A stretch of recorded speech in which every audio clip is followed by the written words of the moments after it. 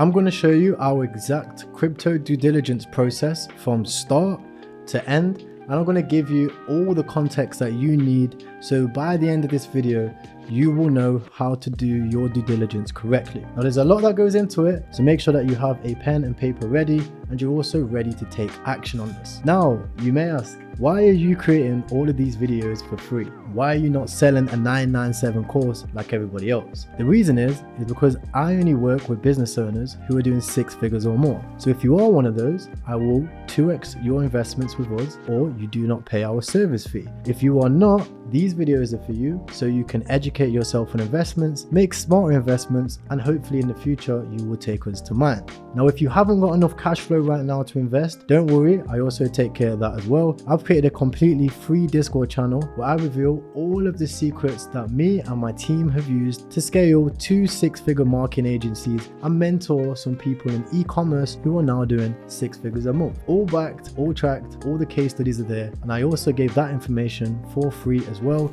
You can check it out at sidehustleclub.com. Now my mission behind all of this is to show people that there is a different way to the 9 to 5, and I want to create more educated investors. So no longer will you be another moon boy trying to chase gains. You will now be a smart investor that can take advantages of the market, but you also will now be able to take profit, so you're not left sat there holding the bag until these influencers disappear again in another bear market. Now let's dive into the key elements of due diligence when evaluating crypto projects. The first thing is you want to identify the key components. This is the team, technology, use case, and tokenomics. First, you have the team. You want to investigate the backgrounds and experience, and also the industry experience that the founders and key members have. Check if they have seasoned advisors and strategic partnerships to support their project success as well. If you have a look at a project and you see that they have strategic backing from some of the largest exchanges out there, then that means that this project is likely to either list on these exchanges or they have the right connections when the time comes. You also want to have a look at the team's social media so that you can go through and, hey, believe me, if you're somebody that's done cold outreach before, you know about stalking things on the internet, right? You can do the same thing with these teams. It's likely that team members have created new social media pages, and you can go through all of these different social media pages and you can see the team's track record. 2 things you want to look out for though. The first thing is if that team member has came from another past project and the project has failed drastically for their fuck ups. Let's be honest, right? If they're a developer and the project gets hacked, that goes to a fail, and then they want to raise money for a new project, well, it's like you don't really want to invest into somebody who their key position have failed at. However, the second thing you want to look at is the flip side of that. Do they have past success of projects that they have been on? So what successes have they had? Now look, within the startup space, 95% of projects fail. So it is likely that there are failures that have happened before. But I'll give you a quote. Walking is just a series of controlled falling, which is the exact same as success. You might be doing startups and you might fail your first, second, third, fourth, and fifth startup, and then eventually you become a success. A lot of these guys that do that are backed by investors like us who continue to invest in the person. And you don't invest in a person's failures and say, oh, okay, they've failed, you can't invest in them again. But you do have a look to see, have they learned from their mistakes? And that's super vital for teams. Next is technology. You want to assess the project's innovation, scalability, security, and performance. Consider the development process and code quality to ensure it actually has potential. If you're somebody that's invested into crypto in the past, there is a quote that is, are you in it for the tech, right? Sometimes as an investor, you may be more skilled at knowing if a project has social media hype. That's what people think they know. You may also be skilled about knowing about a project's tokenomics, for example, which we'll get into later. Right? You may be good at identifying team members, right? There are all types of different skills. However, the one main skill what all people lack, and this is because they don't care to educate themselves on coding like Solidity and Rust and understanding how blockchain technology actually works, which you are because you're watching this video and taking notes, hopefully. People do not analyze the technology enough. If you can break down, does this project have real world use case, right? Does it offer some type of unique value proposition? And does it even have the potential for broad adoption and growth? You will be light years ahead of any other one's due diligence. Next, we have tokenomics. You want to examine the distribution, utility, and supply and demand to understand the possible impacts that could have on price. Now I'm going to explain tokenomics for you so you will never have to worry about it again. Tokenomics refers to the analysis of a cryptocurrency's token design, distribution, utility, and supply and demand dynamics. Understanding this is essential for evaluating the project's longevity and value for growth. Here's an example of some good tokenomics. The first thing it needs to have is clear utility. These tokens should have a clear and distinct role within the ecosystem, such as governance, staking, or payments. For example, BNB is used for lower transaction fees on exchanges, and it can also be staked on the platform. Not only that, but it's used as gas on the Binance chain. The next thing a token needs to have is some sort of scarcity, right? Which may have a positive value. For example, Bitcoin has its supply capped at 21 million coins, and what are we all waiting for? The Bitcoin halving. So we know that scarcity is going to increase, which we now know that even if the demand stays the same and scarcity increases, our price is going to increase for that as well, because even if there's the same demand, the supply has been lowered. Another great point that not many people take into account is fair distribution. Having a fair distribution between participants of private sale and public sale allows for less manipulation by holders. For example, Ethereum's ICO in 2014 came from the way of a fair distribution. After that, you want to make sure the incentives are aligned between the team and also the public sale. So the team, and you can call these the equity holders, right? If you think of it like this, the team could have their tokens being released earlier, right? They might have, if you ever see tokenomics like this, team 10% at TG,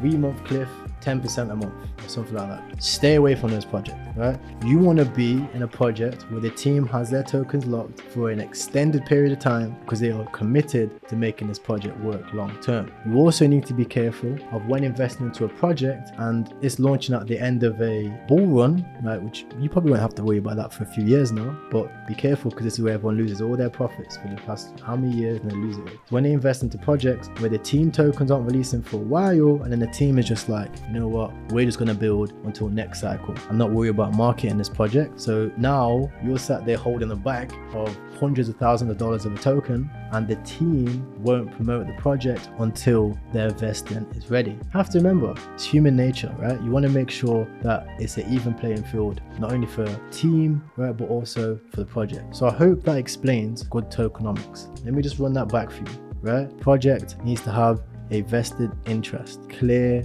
utility, some sort of scarcity, right? And the main thing is there needs to be an actual use case for the token. Now, most projects don't meet all of this criteria. So do remember, any of this due diligence criteria is stuff that you have to go through all of it, and then you evaluate the project at the end to know if it's decent or not. Now, some bad tokenomics is lack of utility, which means that there's no clear value proposition, right? For example, ICO projects in the past have launched tokens that have no clear real use case, leading to their lack of value in the ecosystem and straight up decline in price. If you go through CoinMarketCap right now, look at any private sale chart that launched over the past 3 years, they're all in the bin because they have no utility in the ecosystem. That doesn't mean that they didn't do a 100x or a 1000x before, make people loads of money, but it means that it's not the right thing for a long-term investment. The next thing is centralized ownership. We have seen that centralized ownership leads to an increase in manipulation. Now, there has been a lot of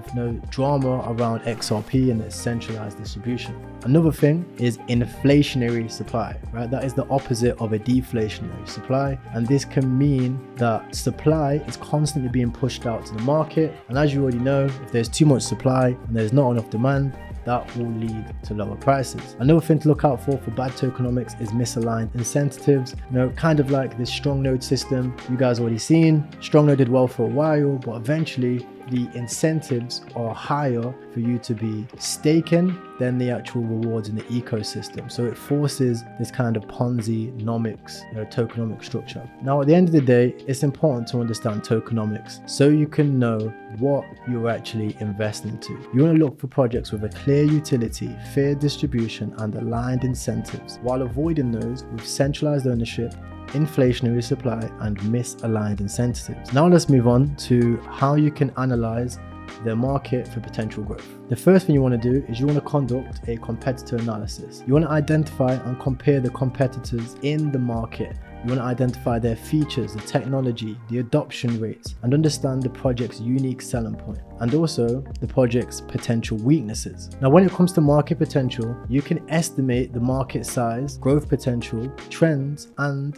target customer segments. An easy way to do that is as soon as you see a project, let's say this project is in gaming, you can go ahead and you can look at Google Trends for gaming, Google Trends for gaming NFTs, Google Trends for crypto gaming, Google Trends for any keyword that is related to the industry. That way you can quantify the potential for growth. Is this growing or is this dying out? Are people actually interested in this or are they not? Then you can have a look at the customer's target market. You can plug in ChatGPT. This is the crypto project. What is the target market for this? What are the customer segments?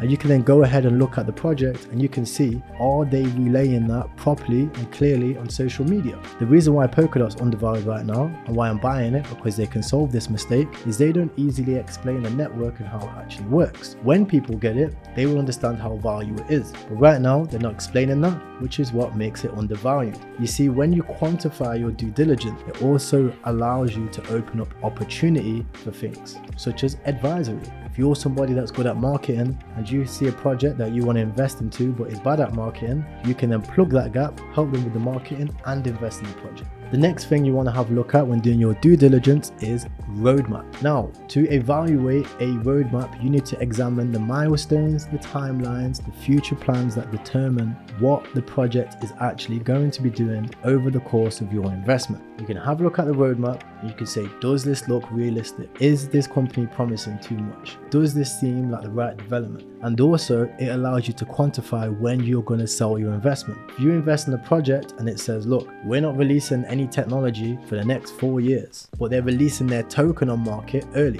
What is this project doing? Well, they're releasing this token in order to sell and pay for the development of their project. So are you going to sit there and be a bag holder, or are you going to sell too? Personally, I'd be selling, because they are not backing the project for the next 2 years, because like they said, they're working on development, which means there'll be no demand for the token, even throughout a bull market. And if you're staying clued up, we mentioned before that the token needs to have a use case in the economy. Well, if the token is here, launching in the first 1 to 4 years of the project, and the actual ecosystem isn't going to be developed until the 3rd and 4th year, then that means there is years worth of time where you can either accumulate the project or you can liquidate your assets. And it makes sense, because if we're in a bull market for the first year, then you could liquidate your assets, then you could buy up the token when nobody else cares about it, and once the game comes out or the utility for the token comes out, it's going to skyrocket 100x. And this brings us on to the next point. You want to keep an eye on the project's development progress. You can evaluate a project's development progress through GitHub, working product releases, and third-party audits to gauge the project and to see where it's going.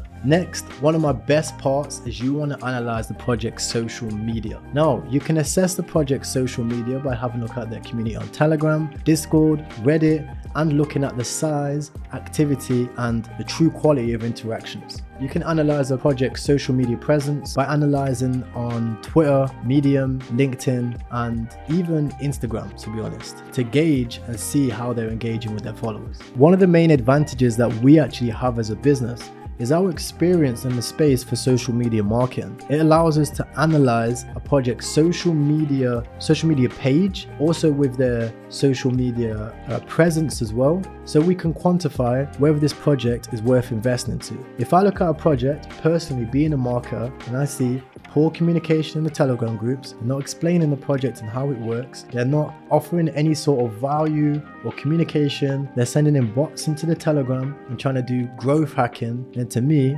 this isn't a project that is going to last long, because they are not trying to create a community of people that are going to support this project through a bear market. They're just trying to build up this false social media presence to get people to buy a token. Now, it does work in a bull market. Obviously, every group you join is going to have like 100,000 people from some growth hacking airdrop campaign, but it's not going to get them through a bear market, which is the most important when you're trying to quantify an investment that you want to be in for the next decade. So if I was going to consider a project that might be strong, I would say they need to have a good team, right? They need to have a strong background in blockchain and relevant industry experience. The technology must be sound, it must be innovative, it must be able to scale, and it must address some real world problems for mass adoption. The Tokenomics need to be well structured with clear utility and favorable supply and demand dynamics. Comparing this project to its competitors, it must have a unique sell point, right? It must have large growth potential, and the project's roadmap must show clear milestones for development progress from the beginning.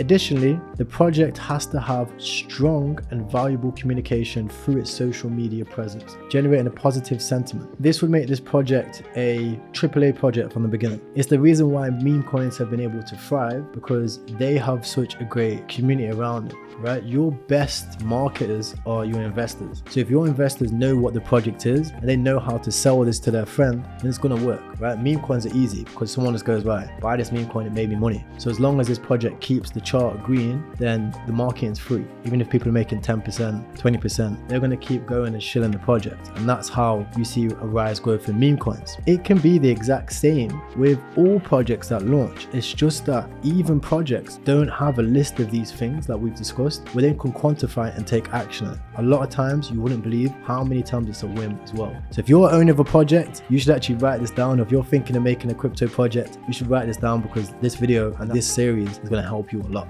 So now you understand the due diligence process that we use. Applying these concepts, you'll become a more equipped and better investor to be able to identify good projects from the bad ones, and you will make more informed investment decisions. Just keep these key elements in mind when considering evaluating projects. All you got to do is conduct full research on the team, technology, use cases, and tokenomics. Identify its strengths and weaknesses and analyze the competitive landscape to see if there is some actual growth in this market. Google Trends for this is your best friend. You also want to assess the project's roadmap, development progress, and adaptability to market changes. Recently, we have seen a rise of people moving from gaming tokens over to AI tokens, and hey, look, it's not the best thing to start chasing these shiny objects, but it does allow the project to gain some more users. So hey, I ain't too mad at it, right? I ain't too mad at it. So I hope module 1 has taught you a thing or two. I hope it really has added some value.